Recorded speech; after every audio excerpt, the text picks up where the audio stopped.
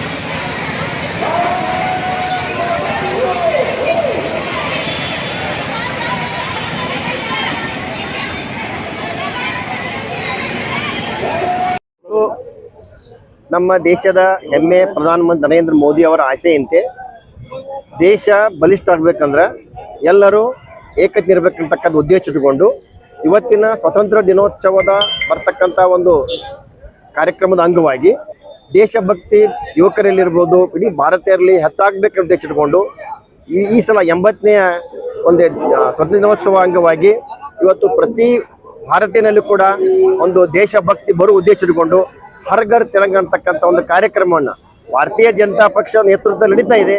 ಅದರಲ್ಲಿ ಪಕ್ಷಾತೀತವಾಗಿ ಎಲ್ಲರೂ ಕೂಡಿ ಇವತ್ತು ಈ ಕಾರ್ಯಕ್ರಮವನ್ನು ನಾವು ಯಶಸ್ವಿ ಮಾಡ್ತಾ ಇದ್ದೀವಿ ವಿಜಯಪುರದಲ್ಲಿ. ಒಟ್ಟಾಗಿ ಉದ್ದೇಶ ದೇಶದ ಜನ ಎಚ್ಚರ ಆಗಬೇಕು, ಏಕತೆ ಆಗಬೇಕು ಉದ್ದೇಶ ಚರ್ಚೆ ಮಾಡಿ.